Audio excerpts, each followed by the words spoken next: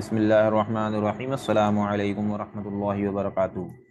उम्मीद है बच्चों आप सब खैरियत से होंगे इंशाल्लाह। आज क्लास 10th केमिस्ट्री का यानी जो 10th केमिस्ट्री की नई बुक आई है उसके मुताबिक चैप्टर 1 को कंटिन्यू करूंगा।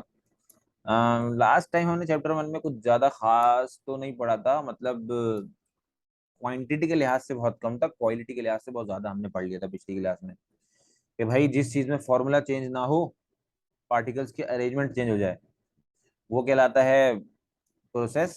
और जिसमें फॉर्मूला चेंज हो जाए वो कहलाता है रिएक्शन। ठीक है सर।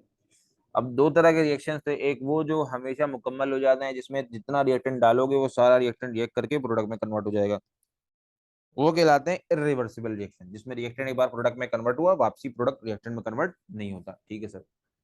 और दूसरे थे वो जिनमें जो कभी कंप्लीट नहीं होते, रिएक्टेंट प्रोडक्ट में कन्वर्ट होता है, प्रोडक्ट रिएक्टेंट में कन्वर्ट होता है, कन्वर्जन चलती रहती है चलती रहती है चलती रहती है, सारे के सारे कहलाते हैं रिवर्सिबल रिएक्शन। ठीक है। अच्छा जी। इरिवर्सिबल रिलेशन को सिंगल हेडेड एरो से शो करते हैं, एक चोच वाले एरो से शो करते हैं। और रिवर्सिबल रिलेशन को डबल हेडेड एरो से, दो चोच वाले एरो से शो करते हैं। ऊपर वाली चोच फॉरवर्ड रिएक्शन को शो करती है। फॉरवर्ड रिएक्शन का मतलब क्या होता है, रिएक्टेंट प्रोडक्ट में कन्वर्ट हो रहा है। और नीचे वाली चोच शो करती है बैकवर्ड रिएक्शन को। बैकवर्ड रिएक्शन का मतलब क्या होता है, प्रोडक्ट वापसी रिएक्टेंट में कन्वर्ट होता है। ठीक है। और एक ऐसा लम्हा आता है, ऐसी स्टेट आती है जहां पे रेट ऑफ फॉरवर्ड रिएक्शन बराबर हो जाता है रेट ऑफ बैकवर्ड रिएक्शन के। वो लम्हा, वो स्टेट इक्विलिब्रियम स्टेट कहलाती है बच्चों, जिसको मैं डायनामिक इक्विलिब्रियम भी कहता हूँ। मतलब देखने में ऐसा लग रहा होता है, रेट का मतलब जो है ना, रेट का मतलब साइंस में होता है स्पीड। ये बात दिमाग में रखना तुम। तो अगर मैं रेट की जगह स्पीड लगा के पढ़ूं तो वो लम्हा, वो स्टेट जहाँ पे फॉरवर्ड रिएक्शन की स्पीड बराबर हो जाए बैकवर्ड रिएक्शन की स्पीड के, वो लम्हा, वो स्टेट कहलाता है इक्विलिब्रियम स्टेट या डायनेमिक इक्विलिब्रियम। मतलब देखने में ऐसा लग रहा होता है कि रिएक्शन रुक गया, it seems to be stop. देखने में ऐसा लगता है रुक गया, लेकिन रुकता नहीं है। जितनी स्पीड से रिएक्टेंट प्रोडक्ट में कन्वर्ट हो रहा था, उतनी स्पीड से ही प्रोडक्ट रिएक्टेंट में कन्वर्ट होता है। अब इस बात को तफसील से तुमको मैं आगे जाके समझाऊंगा न्यूमेरिकल वगैरह में, कंसंट्रेशन क्या होती है, कैसे दोनों की कंसंट्रेशन बराबर हो जाती है, इक्विलिब्रियम खूब अचीव होता है। लेकिन इक्विलिब्रियम हासिल करना जरूरी है। तो हाँ, आज वो वक्त आ गया जब मैं बार बार कह रहा था ना कि केमिकल इक्विलिब्रियम, इक्विलिब्रियम का मतलब क्या होता है प्यारे बच्चों, इक्विलिब्रियम का मतलब होता है तवाजुन, इक्विलिटी मेंटेन करना। जैसे मिसाल के तौर पे मैं जो हूँ ना, सेब लेने गया, उसने तराजू में सेब डालना शुरू किया, तराजू में सेब डालना शुरू किया, और मुझे 2 किलो सेब चाहिए था। दूसरी तरफ उसने जो है ना 2 किलो का पत्थर रखा हुआ है। इक्विलिब्रियम कब हासिल होगा, तवाजुन यानी बराबरी कब हासिल हो जाएगी, जब वो सेब और दूसरा पलड़ा जिसपे पत्थर रखा हुआ है दोनों बराबर हो जाएंगे। तब मुझे पता चल जाएगा मेरा सेब 2 किलो हो गया। एक भी ऊपर नीचे होगा तो इक्विलिब्रियम हासिल नहीं होगा, तवाजुन बरकरार नहीं होगा। Equality, I am sorry, equilibrium यानी तवाजुन रखना बहुत जरूरी है जिंदगी में, हर चीज में। सिर्फ पढ़े जा रहे हैं पागल हो जाएंगे, पढ़ ही नहीं रहे हैं पागल हो जाएंगे, खाली काम करे जा रहे हैं पागल हो जाएंगे, काम ही नहीं कर रहे हैं तब भी पागल हो जाएंगे। पढ़ो एक तरीके से, सुबह के वक्त पढ़ो, सुबह के वक्त काम करो, रात में सो जाओ। अल्लाह ने तरतीब बनाई है, देखो इस्लाम ने भी जिंदगी की तरतीब दी है, इक्विलिब्रियम दिया, इक्विलिब्रियम। खाली केमिस्ट्री में इक्विलिब्रियम नहीं पढ़ा जाता है। हम असल में कुछ केमिस्ट्री को मुश्किल क्यों समझते हैं, लिहाजा केमिस्ट्री कोई हवाओं में चीज है और जो है ना, खाली इसको ना बस पढ़ेंगे और पढ़ के खत्म हो जाएगा, ऐसा नहीं है। आम जिंदगी में अल्लाह ने पूरा कायनात का निजाम इक्विलिब्रियम की बुनियाद पे चलाया, तवाजुन बरकरार रखा है अल्लाह ताला ने, तवाजुन। तो भैया वो लम्हा, वो स्टेट जहां फॉरवर्ड रिएक्शन की स्पीड, मेरा मतलब है फॉरवर्ड रिएक्शन का रेट बराबर हो जाए बैकवर्ड रिएक्शन के रेट के, वो लम्हा, वो स्टेट कहलाती है इक्विलिब्रियम स्टेट। ठीक है। यस सर, यहाँ तक तो बात अल्हम्दुलिल्लाह समझ में आ गई। आगे देखिए, इसकी मिसाल ये समझाता हूँ कि दो गाड़ियां चल रही हैं। ऊपर वाली गाड़ी की स्पीड ज्यादा है, वो आगे चल रही है। नीचे वाली की गाड़ी की स्पीड कम है, वो पीछे चल रही है। जस्ट सपोज के नागन चौरंगी एक ऐसी चौरंगी है जहां पे दोनों की स्पीड बराबर हो जाती है, तो नागन चौरंगी इन दोनों गाड़ियों के लिए इक्विलिब्रियम स्टेट है। मतलब नागन चौरंगी वो लम्हा है, वो स्टेट है जहाँ पे दोनों गाड़ियों की स्पीड, दोनों गाड़ियों का रेट बराबर हो गया। नागन चौरंगी इन गाड़ियों के लिए इक्विलिब्रियम स्टेट कहलाएगा। तो वो लम्हा, वो स्टेट जहां रेट ऑफ फॉरवर्ड रिएक्शन बराबर हो जाए रेट ऑफ बैकवर्ड रिएक्शन के, वो इक्विलिब्रियम स्टेट कहलाता है, मतलब डायनामिक इक्विलिब्रियम कहलाता है। बात समझ आई बच्चों मेरी? अच्छा सर, यहाँ तक तो बात क्लियर हो गई अल्हम्दुलिल्लाह। जरा आगे बढ़ते हैं, आगे देखते हैं। तो इक्विलिब्रियम स्टेट का कुछ हल्का फुल्का कॉन्सेप्ट समझ में आया होगा। अब इसको ना एक ग्राफ के जरिए समझते हैं। एक केमिकल रिएक्शन है, ग्राफ मत देखो, नीचे देखो, नीचे। अच्छा, एन को नाइट्रोजन बोलते हैं, ओ को ऑक्सीजन बोलते हैं, टू को डाई बोलते हैं, फोर को टेट्रा बोलते हैं। तो नाम क्या बनेगा, die nitrogen tetra oxide. Decompose हो रहा है, टूट रहा है, किसमें, नाइट्रोजन डाइऑक्साइड के दो मॉलिक्यूल्स में। यानी डाई नाइट्रोजन टेट्राऑक्साइड टूट के नाइट्रोजन डाइऑक्साइड के दो मॉलिक्यूल बना रहा है।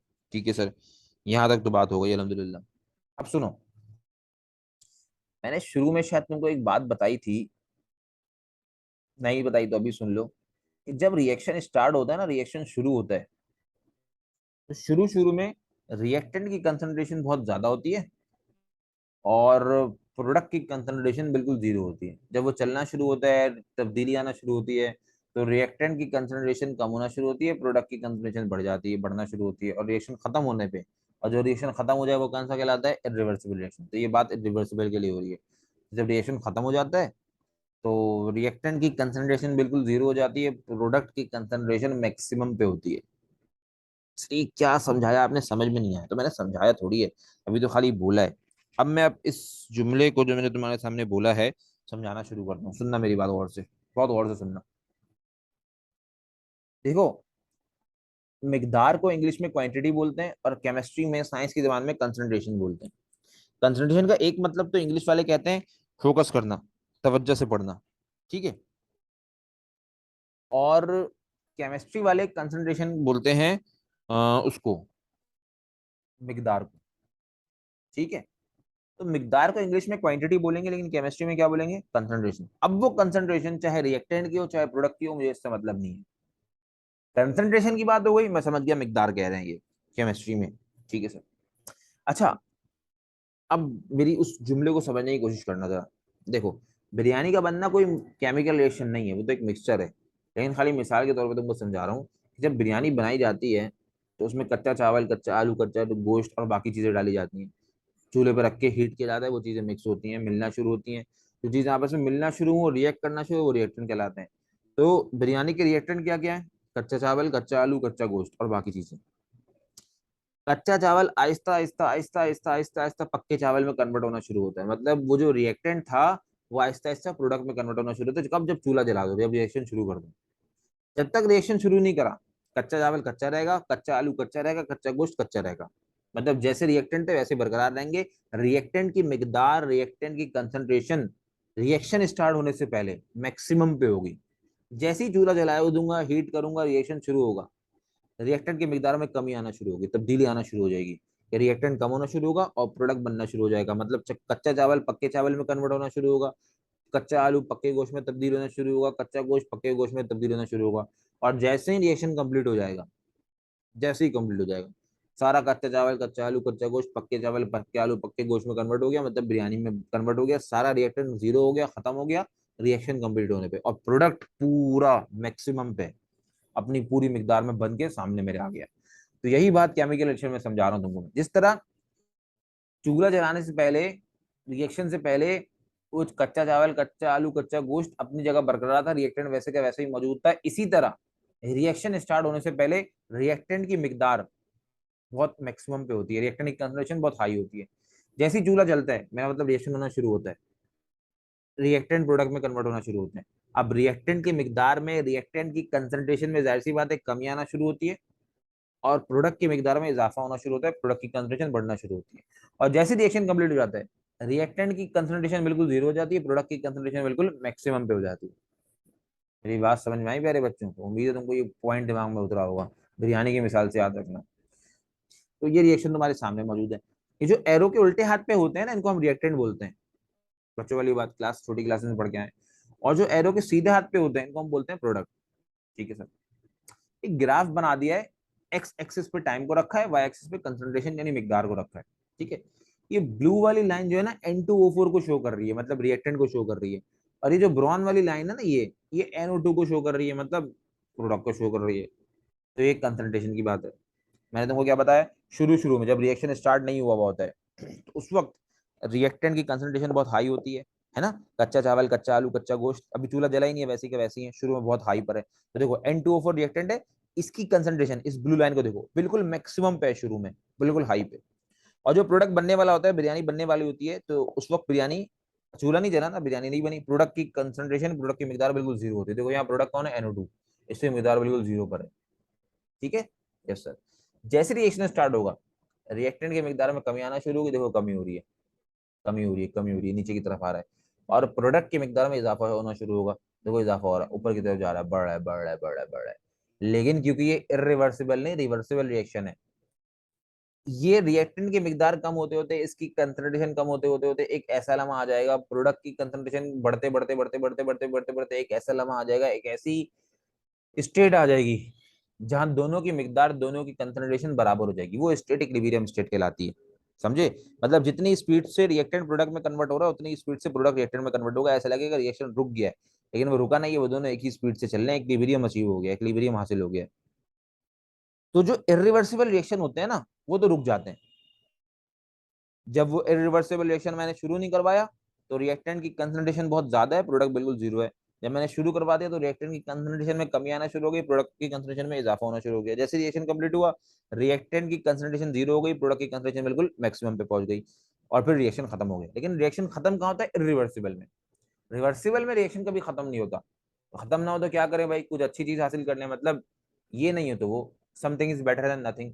रिवर्सिबल तो खत्म हो जाएगा, रिवर्सिबल खत्म नहीं होगा तो खत्म नहीं होगा तो क्या हासिल कर सकते हैं इसमें? इक्विलिब्रियम हासिल कर सकते हैं। खत्म तो नहीं होगा ना कुछ तो करना है, तो इक्विलिब्रियम हासिल कर लेंगे। वो लम्हा वो स्टेट आ जाएगी जहां फॉरवर्ड डायरेक्शन की स्पीड बराबर हो जाएगी किसके? बैकवर्ड डायरेक्शन की स्पीड पे। ये जो पॉइंट है ना डॉटेड लाइंस, ये शो कर रहे हैं इस रिएक्शन का इक्विलिब्रियम अचीव हो गया, इक्विलिब्रियम हासिल हो गया। अब देखो दोनों लाइन को देख लो, एक ही स्पीड से एक ही तरतीब से एक ही सीक्वेंस में आगे बढ़ रही है। जितनी स्पीड से रिएक्टेंट प्रोडक्ट में कन्वर्ट हो रहा है उतनी स्पीड से प्रोडक्ट रिएक्टेंट में कन्वर्ट हो रहा है। ठीक है, चलिए जी, उम्मीद है यहाँ तक अल्लाह के फजल से इंशाल्लाह बात समझ में आई होगी। आगे देखते हैं। मिकदार, उर्दू में, इंग्लिश में क्या बोलते हैं? क्वांटिटी, अभी बोला।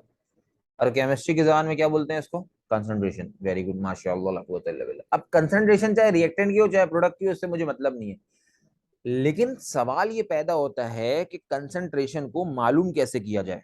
तो ये तो तुम क्लास 9 में पढ़ के आए हो। कंसंट्रेशन को मालूम करने के चार बेहतरीन, आई एम सॉरी, पांच बेहतरीन तरीके हैं। पहला मोलैरिटी, सिंबल होता है कैपिटल एम।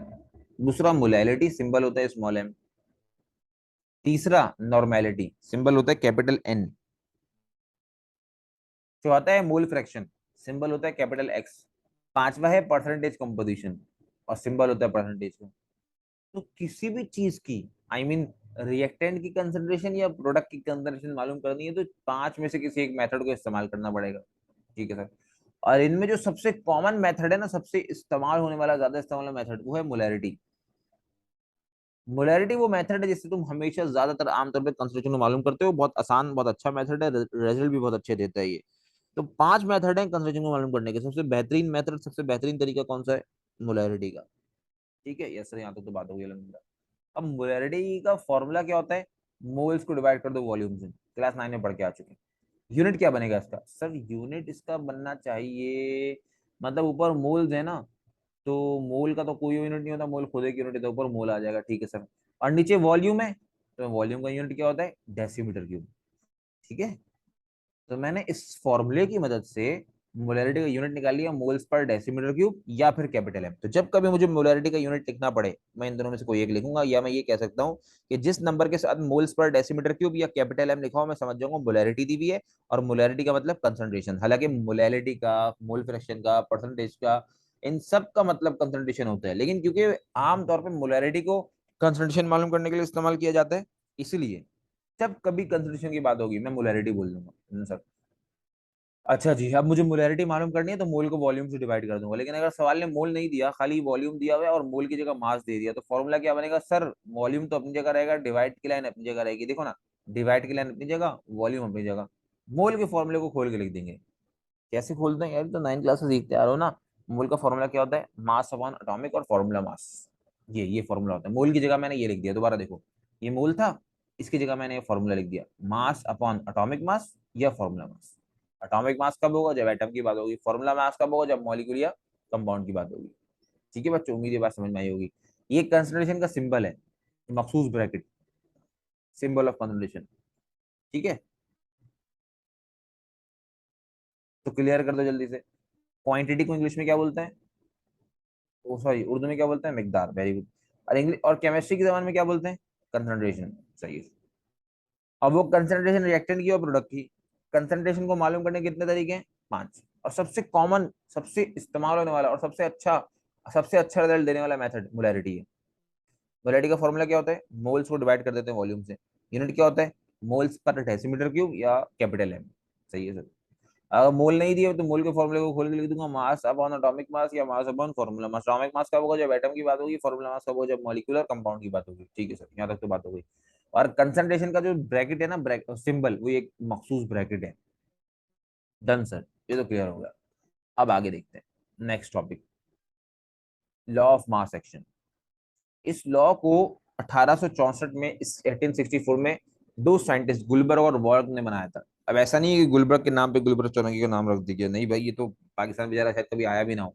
और 1864 पाकिस्तान बनने से पता नहीं कितनी पुरानी बात है, कितने सालों पुरानी बात है। तो बस नाम बेचारे का गुलबर्ग था, दूसरे का नाम वॉल्क था। इन्होंने एक लॉ बनाया, लॉ ऑफ मास एक्शन के नाम से। अच्छा हाँ, मैं एक बात तुमको बता दूं, मैं कंसंट्रेशन बोलूं, मोलैरिटी बोलूं, मोल्स पर डेसीमीटर क्यूब बोलूं, कैपिटल एम बोलूं या ब्रैकेट बोलूं, सबका मतलब होता है कंसंट्रेशन। और कंसंट्रेशन का एक और नाम होता है एक्टिव मास। ठीक है। तो कभी कभी भी कंसंट्रेशन की जगह एक्टिव मास लिखा हुआ आ जाए ना, परेशान मत होना, मतलब वही होता है डन सर। अब इस लॉ की स्टेटमेंट क्या है, तुम्हारे सामने मौजूद है। इतनी बड़ी स्टेटमेंट है, इसको आसान करके समझने का बड़ा आसान तरीका है, गौर से देखना। इतनी बड़ी स्टेटमेंट है, लेकिन तुम इसको आसान करके समझ सकते हो। क्या है सर, आइए मेरी स्क्रीन पे देखना, मेरी आवाज को सुनना। रेट का मतलब मैंने क्या बताया था, हाँ सर, रेट का मतलब स्पीड होता है। Rate of any chemical reaction is directly proportional to its concentration, मतलब किसी भी केमिकल रिएक्शन का रेट उसकी कंसंट्रेशन के डायरेक्टली प्रोपोर्शनल होगा। अब वो कंसंट्रेशन चाहे रिएक्टेंट की हो चाहे प्रोडक्ट की हो, किसी की भी हो। अगर तुम्हें रिएक्टेंट या प्रोडक्ट की कंसंट्रेशन को बढ़ाना है, कम करना है, रेट को बढ़ा दो, कम कर दो, रेट बढ़ेगा। रिएक्टेंट प्रोडक्ट की कंसंट्रेशन भी बढ़ेगी, रेट कम होगा, रिएक्टेंट प्रोडक्ट की कंसंट्रेशन भी कम होगी। ठीक है सर, ये तो बात होगी अलहमदुलिल्लाह। तो जब कभी लॉ ऑफ मास एक्शन की बात आए, जब कभी, तुम ना ये चीज दिमाग में रखना, इतनी बड़ी स्टेटमेंट तो याद करके पेपर में लिखने के लिए। इसको शॉर्ट फॉर्म में आसान करने का क्या तरीका है, किसी भी केमिकल रिएक्शन का रेट डायरेक्टली प्रोपोर्शनल होगा किसके, कंसंट्रेशन की। अब वो कंसंट्रेशन चाहे रिएक्टेंट की हो चाहे प्रोडक्ट की हो। ठीक है, ये सब बात याद रहेगी इंशाल्लाह। आइए देखते हैं। अब लॉ ऑफ मास एक्शन से ना एक डेरिवेशन करते हैं, कैसे करना है, बड़ी आसान सी है। मेरी बात को तुम एक ही बार और से सुनोगे ना, तो मैं इंशाल्लाह डेरिवेशन क्लियर हो जाएगी। आइए डेरिवेशन देखते हैं। एक जनरल रिएक्शन कंसिडर करना है, किसी एलिमेंट का रिएक्शन नहीं, एक आम रिएक्शन तुम्हें सोचना है दिमाग में बस। क्या, इसमें ए रिएक्ट कर रहा है बी के साथ, प्रोडक्ट बन रहा है सी और डी। ए के मोल्स एम है, जाहिर है रिएक्शन जनरल है तो मोल्स भी जनरल होंगे। जैसे एक रिएक्शन होता है ना, 2H2 प्लस O2 2H2O, तो ये टू टू लगा है ना, टू शुरू में, ये मोल्स कहलाते हैं। तो वो केमिकल रिएक्शन एलिमेंट्स के दरमियान होता है, तो मोल्स भी नंबर वाले होते हैं। ये जनरल रिएक्शन है, इसके मोल्स जो है ना, मोल्स भी जनरल होंगे। ए के मोल्स एम, बी के मोल्स एन, सी के मोल्स एक्स, डी के मोल्स वाई। ठीक है सर। तो वर्डिंग्स क्या लिखोगे तुम, जो नोट्स में लिखी हुई है, रट्टा लगाने की जरूरत नहीं है। Consider a general chemical reaction in which A reacts with B to give C and D। ठीक है, या ऐसे भी लिख सकते हो, M moles of A react with N moles of B and produce X moles of C and Y moles of D। ये moles हैं। ठीक है सर। अब एरो के उल्टे हाथ वाले रिएक्टेंट कहलाते हैं, सीधे हाथ वाले प्रोडक्ट कहलाते हैं। जब मैं फॉरवर्ड की बात करता हूँ ना, फॉरवर्ड, ये और से देखना, जब मैं आगे बढ़ने की बात करता हूँ फॉरवर्ड की, तो मेरा हाथ, मेरा एरो सबसे पहले किसको टच करता है, रिएक्टेंट को। तो जब कभी फॉरवर्ड रिएक्शन की बात आएगी तो समझ जाना रिएक्टेंट प्रोडक्ट में कन्वर्ट होने की बात हो रही है। और उल्टा कर लो, जब कभी बैकवर्ड की बात आएगी तो मतलब प्रोडक्ट रिएक्टेंट में कन्वर्ट होने की बात हो रही है। ठीक है। तो फॉरवर्ड रिएक्शन का मतलब आगे की तरफ बढ़ना, रिएक्टेंट का प्रोडक्ट में जाना, और बैकवर्ड का मतलब पीछे की तरफ आना, मतलब प्रोडक्ट का रिएक्टेंट में कन्वर्ट होना। ठीक है सर। अब लॉ ऑफ मास एक्शन को इस्तेमाल करते हैं, समझ गए होगे तो इस्तेमाल कर सकते हो, इतनी बड़ी स्टेटमेंट रट्टा लगाने की जरूरत नहीं। मैंने क्या बताया कि किसी भी केमिकल रिएक्शन का रेट डायरेक्टली प्रोपोर्शनल होता है किसके, कंसंट्रेशन के। अब मैं रिएक्टेंट के रेट की बात कर रहा हूँ तो उसी की कंसंट्रेशन होगी, प्रोडक्ट के रेट की बात कर रहा हूँ तो उसी की कंसंट्रेशन होगी। और रिएक्टेंट का रेट मतलब rate of forward reaction, product का रेट मतलब रेट ऑफ बैकवर्ड रिएक्शन। तो मैं रेट ऑफ फॉरवर्ड की बात कर रहा हूँ, फॉरवर्ड की बात कर रहा हूँ तो मतलब रिएक्टेंट की बात कर रहा हूँ। लंबी तो नहीं हो रही ना, मतलब आसान सी बात है भाई, सुनो ना। अब यहाँ पहुंचने के बाद ना मुझे दो रिएक्शन का रेट निकालना है, फॉरवर्ड का और बैकवर्ड का। पहले फॉरवर्ड की बात करते हैं, फॉरवर्ड से। फॉरवर्ड का मतलब रिएक्टेंट प्रोडक्ट में जा रहे हैं, रिएक्टेंट की बात होगी। अब रेट फॉरवर्ड का हो या बैकवर्ड का, रेट डायरेक्टली प्रोपोर्शनल किसके होता है, कंसंट्रेशन। किसकी कंसंट्रेशन, सर फॉरवर्ड रिएक्शन में रिएक्टेंट की कंसंट्रेशन होगी, दो रिएक्टेंट है ए और बी, ठीक है सर। ए के मोल्स कितने, एम, पावर बन जाएगी। बी के मोल्स कितने, एन, तो जितने मोल्स होंगे वो पावर बन जाएगी। Done sir. अच्छा जी, अब ये साइन ऑफ प्रोपोर्शनलिटी हटेगा, जब ये हटता है दो चीजें आती हैं, बिल्कुल आएंगी सर। फॉरवर्ड रिएक्शन का रेट तो आपने लिख दिया, आप बैकवर्ड का लिखें। देखो भाई मेरी बात सुनो, रेट किसी का भी हो, रेट डायरेक्टली प्रोपोर्शनल होता है किसके, कंसंट्रेशन के। लेकिन क्योंकि ये बैकवर्ड का रेट है, इसलिए बैकवर्ड का ताल्लुक किससे, प्रोडक्ट से। तो यहाँ प्रोडक्ट की कंसंट्रेशन आएगी। कितने प्रोडक्ट हैं, दो, सी और डी। सी की मोल्स एक्स है, पावर बन गया। डी की मोल्स वाई है, पावर बन गया। सही है। ये हटेगा, इसको बोलते हैं साइन ऑफ प्रोपोर्शनलिटी। यहाँ देखो, यहाँ ये रही है, ये और से देखना, ये हटा, दो चीजें आई, इज इक्वल टू कांस्टेंट। बाकी अपनी जगह, ये अपनी जगह, ये अपनी जगह, ये अपनी जगह, ये अपनी जगह, ये अपनी जगह, ये अपनी जगह। यहाँ कांस्टेंट को के से डिनोट किया है, बाकी सब कुछ अपनी जगह वैसे ही बरकरार रहेगा। अच्छा जी, एक बात बताओ, ये रेट कांस्टेंट किसका है। सर ये फॉरवर्ड रिएक्शन का है, तो इसके लिए एफ लगाएंगे, इसको बोलेंगे rate constant of forward reaction. Done sir. अब बैकवर्ड के लिए क्या बनेगा, rate constant of backward reaction. ये इक्वेशन बन जाएगी, पूरी करना जैसे मैंने फॉरवर्ड के लिए की है, काटना इज इक्वल टू कांस्टेंट लिखना। तो मेरे पास जगह नहीं थी, इसलिए मैंने ऐसे लिख दिया। बच्चों फॉरवर्ड और बैकवर्ड का रेट मिल गया मुझे। Done sir. आगे देखते हैं क्या करना है। एक स्टेट आती है, उसको बोलते हैं इक्विलिब्रियम स्टेट। वहां पे रेट ऑफ फॉरवर्डेशन किसके बराबर होता है, बैकवर्ड के। ठीक है, हम दोनों का रेट निकाल चुके हैं, फॉरवर्ड का रेट ये निकाला, बैकवर्ड का रेट ये निकाला। अकॉर्डिंग टू मैथमेटिक्स एक खानदान वाले एक तरफ हो जाएंगे। ये के खानदान का है, अपने पास के खानदान वाले को बुलाएगा, ये रहा के वाला। तो ये के भी इस पूरी कंसेंट्रेशन से यहाँ मल्टीप्लाई हो रहा है, वहां पे आके डिवाइड हो गया। ठीक है सर। अब क्योंकि यहाँ एरो इज इक्वल टू के सीधे हाथ से के भी आया है, तो अब कंसंट्रेशन उल्टे हाथ से आएगी। सीधे हाथ से के आ गया, तो उल्टे हाथ से कंसंट्रेशन आएगी। तो ये तो अपनी जगह ऐसी लिखा रहेगा, वो पूरी कंसंट्रेशन और भी के एफ से यहाँ मल्टीप्लाई हो रही थी, यहाँ पे क्या हो जाएगी, डिवाइड। पहले हो रही थी मल्टीप्लाई के एफ से, अब हो रही है डिवाइड कंसंट्रेशन से। ठीक है सर। ये जो के एफ अपॉन के भी है ना, इसको मैं बोलता हूँ, मेरे पॉइंटर को देखना, ratio of rate constant of forward reaction to the rate constant of backward reaction. और rate constant of forward reaction और बैकवर्ड रिएक्शन का रेशियो केसी कहलाता है, इसको बोलते हैं equilibrium constant. Equilibrium constant, equilibrium constant क्या बोलते हैं भाई, इक्विलिब्रियम कांस्टेंट। बात समझ आई मेरी।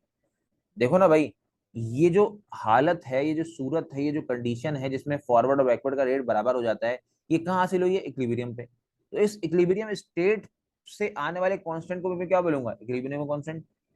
ऐसा ही है ना भाई, जैसे अमेरिका से आने वाले इंसान को अमेरिकन कहूंगा, इसी तरह इक्विलिब्रियम स्टेट से आने वाले कांस्टेंट को इक्विलिब्रियम कांस्टेंट कहूंगा। सिंबल होता है केसी, जो कि दो चीजों का रेशियो है। तो केसी की पहली डेफिनेशन, इक्विलिब्रियम कांस्टेंट की फर्स्ट डेफिनेशन क्या बनेगी, it is the ratio of rate constant of forward reaction to the rate constant of backward reaction. मेरे इस पॉइंटर को देखना, मेरी आवाज तो ना दोबारा समझ में आ जाएगी, मेरी बात आ जाएगी समझ में। Equilibrium constant is the ratio of rate constant of forward reaction to the rate constant of backward reaction. ठीक है सर। यानी के एफ अपॉन के बी जगह मैं के सी लगा सकता हूँ, बिल्कुल लगा सकते हैं, लगा दीजिए, लगा दिए, इक्वल्स टू अपनी जगह आ गया। Done sir. डिवाइड अपनी जगह। ऊपर आ रही है कंसंट्रेशन किसकी सर, सी और डी की। सी और डी क्या है, हाँ सर प्रोडक्ट था, प्रोडक्ट की आ गई। Done sir. नीचे किसकी आ रही है, ए और बी। ए भी क्या था, रिएक्टेंट, रिएक्टेंट की आ गई। तो केसी की एक और डेफिनेशन क्या बन सकती है, it is the ratio of concentration of product to the concentration of reactant, क्योंकि डब्बा कंसंट्रेशन शो करता है। तो केसी की दो डेफिनेशन होगी। बात समझ में आई। एक बार डेरिवेशन रिवाइज करा देता हूँ, फिर तुम आगे बढ़ जाना, खुद से करना है इसको, कॉपी पेस्ट नहीं करना। डेरिवेशन कर दिया लॉ ऑफ मास सेक्शन की, क्या थी, consider a general reaction in which A react with B, product बन रहा है सी और डी। ए की मोल्स एम, बी की मोल्स एन, सी की मोल एक्स, डी की मोल वाई। ठीक है सर। ये हो गया रिएक्टेंट, ये हो गया प्रोडक्ट। जब फॉरवर्ड की बात होगी तो रिएक्टेंट प्रोडक्ट में कन्वर्ट होगा, बैकवर्ड की बात होगी तो प्रोडक्ट दोबारा किस में कन्वर्ट होगा, रिएक्टेंट में। ठीक है सर। अब मुझे दोनों रिएक्शन का रेट निकालना है, फॉरवर्ड का भी रेट निकालना है, आई मीन फॉरवर्ड की भी स्पीड निकालनी है, बैकवर्ड की भी स्पीड निकालनी है। फॉरवर्ड की स्पीड कैसे निकलेगी, फॉरवर्ड का रेट कैसे निकलेगा सर, बच्चों वाली बातें क्यों करें, हमें पता है रेट चाहे फॉरवर्ड का हो चाहे बैकवर्ड का हो, रेट डायरेक्टली प्रोपोर्शनल होता है किसके, कंसंट्रेशन के। लेकिन हाँ, अब क्योंकि ये फॉरवर्ड का रेट है, तो फॉरवर्ड का रेट किसकी कंसंट्रेशन से ताल्लुक रखता है, रिएक्टेंट से। दो रिएक्टेंट है ए और बी, ए के मोल्स एम तो पावर बन गई, बी के मोल्स एन तो पावर बन गई, मोल हमेशा पावर बनेगा। अब बैकवर्ड का रेट निकालते हैं सर, रेट किसी का भी डायरेक्टली प्रोपोर्शनल होता है किसके, कंसंट्रेशन के, क्योंकि बैकवर्ड का रेट है, तो बैकवर्ड का ताल्लुक किससे, प्रोडक्ट से। दो प्रोडक्ट हैं सी और डी, सी की मोल एक्स, डी की मोल वाई। जब ये साइन ऑफ प्रोपोर्शनलिटी हटता है, दो चीजें आती हैं, इज इक्वल टू और कांस्टेंट, ठीक है सर। या अपनी जगह सारी चीजें बरकरार रहेंगी। यहाँ जो कांस्टेंट है उसको के से नोट किया है, ठीक है सर, बाकी सब अपनी जगह। लेकिन क्योंकि ये रेट कांस्टेंट है फॉरवर्ड डायरेक्शन का, मैंने यहाँ पे एफ लगा दिया, बाकी ये बैकवर्ड की स्पीड स्पीड आ गई, रेट आ गया। इक्विलिब्रियम पे दोनों रेट बराबर होते हैं, बराबर कर दिया। के वाले खानदान एक तरफ, कंसंट्रेशन वाले खानदान एक तरफ। के एफ बड़ा है, फॉरवर्ड वाला है ना, के बी को बुलाएगा, के बी वहां कंसंट्रेशन से मल्टीप्लाई आ रहा है, यहाँ पे आके डिवाइड, ठीक है सर। क्योंकि इज इक्वल टू के सीधे हाथ से कंसंट्रेशन, सॉरी, के भी गया है, तो अब कंसंट्रेशन उल्टे हाथ से आएगी, है ना भाई। इज इक्वल टू के सीधे हाथ से अगर के वाली वैल्यू गई है, तो कंसंट्रेशन कहाँ से आएगी, उल्टे हाथ से। ये उल्टे हाथ पे ए और बी की कंसंट्रेशन है, जो कि के एफ से मल्टीप्लाई हो रही है, यहाँ पे आके क्या हो जाएगी, डिवाइड। आ जाओ भाई। और के एफ अपॉन के बी, मतलब rate constant of forward direction, rate constant of backward direction का रेशियो क्या होता है, के सी, इक्विलिब्रियम कांस्टेंट।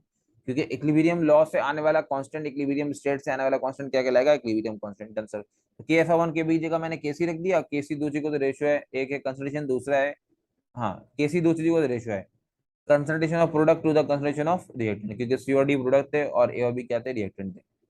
पहले वैसे तुमको बात समझ में आई। केसी की कोड डेफिनेशन क्या हो जाएगी, it is a ratio of concentration of product to the concentration of reactant. Done, समझ आई बात। ठीक है सर, अल्हम्दुलिल्लाह। नेक्स्ट क्लास में ना इंशाल्लाह केसी की न्यूमेरिकल करेंगे।